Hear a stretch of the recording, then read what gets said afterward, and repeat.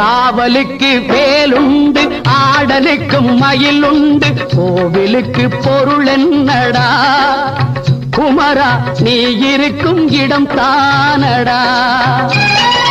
காவலுக்கு வேலுண்டு ஆடலுக்கும் மயிலுண்டு கோவிலுக்கு பொருள் என்னடா குமரா நீ இருக்கும் இடம் தானடா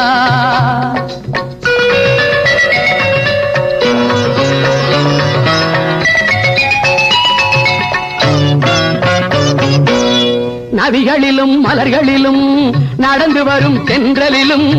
உன்முகம் கண்டேனடா